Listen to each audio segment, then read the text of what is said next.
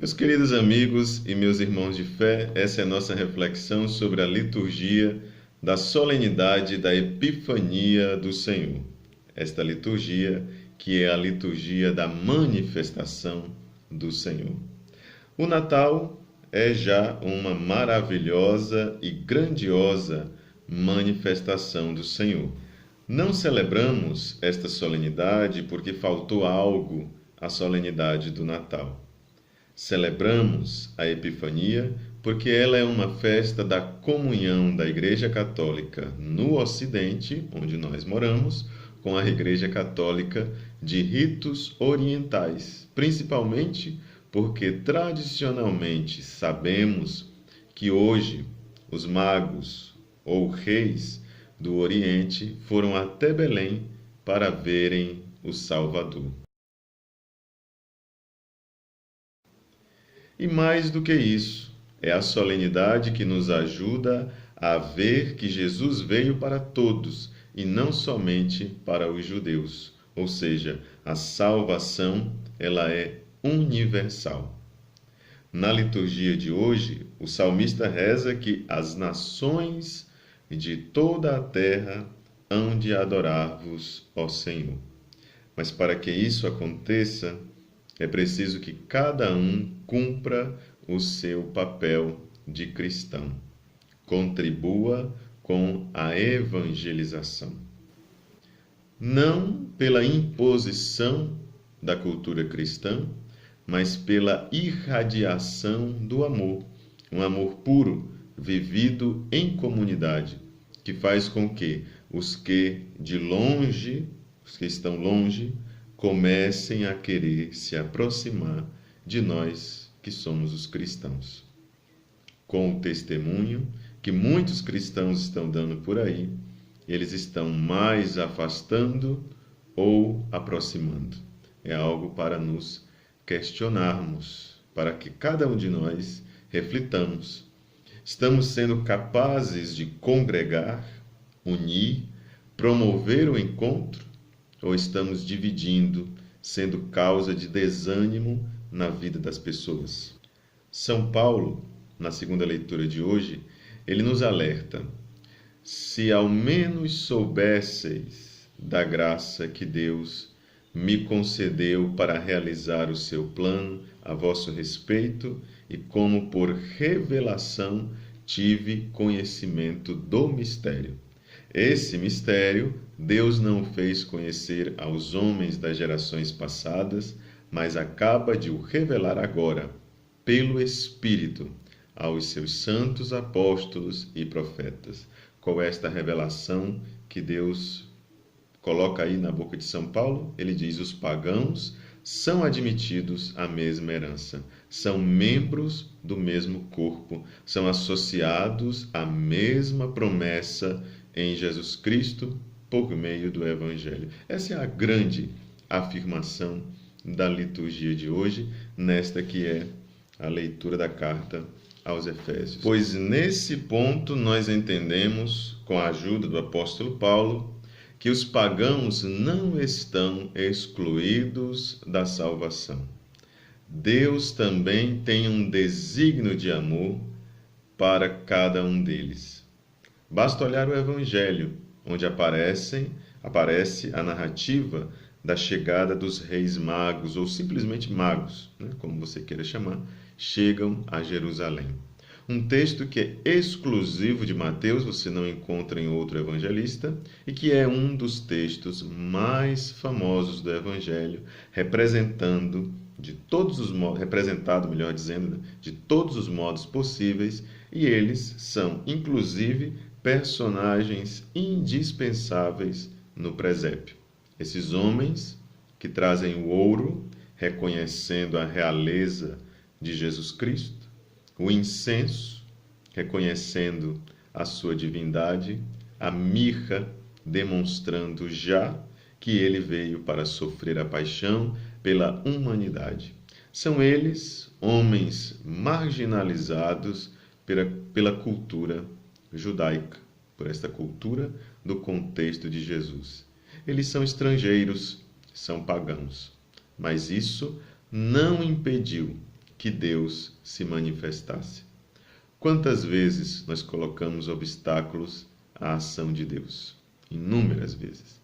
É uma vergonha que um cristão diga que acredita em Deus e diga que não acredita na mudança das pessoas, por exemplo.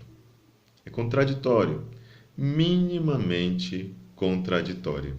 Deus tem poder para mudar a realidade, evidentemente, com nossa contribuição. Deus pode realizar maravilhas sempre. Basta que não coloquemos obstáculos. Não dificultemos aquilo que nem Deus põe em dificuldade. Depois que os magos encontraram o menino Jesus, diz o evangelista Mateus que eles retornaram à sua terra, seguindo outro caminho. Eles vieram guiados pela luz de uma estrela, a luz de Cristo, e seguiram depois o caminho de Cristo, que os iluminou pela palavra de Deus. Pois eles tiveram um encontro com a palavra. Esse encontro foi capaz de não permitir que eles seguissem pelo caminho da maldade, pelo caminho dos fariseus, de Herodes, mas seguissem sim o caminho de Cristo, o caminho da palavra que se fez carne e habitou no meio de nós. Assim deve ser a nossa vida. Se nós não nos deixamos guiar pela palavra de Deus, nossa vida não se acertará. Nossa vida caminhará sempre para o vazio. É só quem caminha iluminado pela palavra que é capaz de transformar o mundo pelo amor de Deus, que falamos no início dessa nossa reflexão. Na primeira leitura, quando o profeta se refere a Jerusalém, entendamos igreja. É a igreja que precisa se levantar. É ela que precisa acender as luzes. A glória de Deus está presente na igreja, mas ela não pode ficar parada. Não é à toa que o Papa Francisco fala de uma igreja em saída. Levanta-te, igreja. Quando falamos igreja, estamos falando de todos os seus membros, e é claro que todos nós estamos incluídos nesse corpo místico de Jesus Cristo, que é a igreja.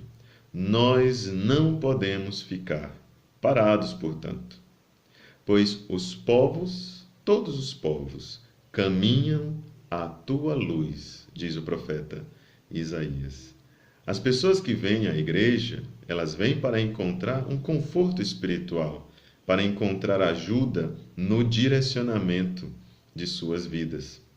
Nós já estamos fartos de cristãos mornos, cristãos acomodados, que se conformam com uma pastoral meramente sacramental e de conservação que, no fim das contas, não conserva nada, só destrói. Precisamos fazer algo a mais e que seja significativo de fato, que realmente transforme as estruturas. Olhar em volta. Teus filhos estão chegando de longe. Mais uma vez aqui palavras do profeta Isaías. Sim, são os marginalizados, os excluídos de todo tipo de exclusão. Como vamos acolhê-los? Vamos acolhê-los com frieza ou com a força do amor tão necessário em nossos dias?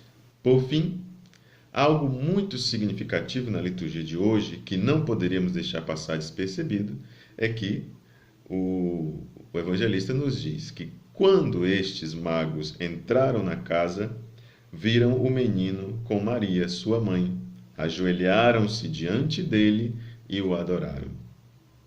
Meus queridos irmãos de fé, quando vamos ao encontro de Jesus com a sinceridade, quando entramos de fato na casa, quando não ficamos só na porta ou na calçada, nós sempre encontramos Maria, Jesus, com sua mãe Maria.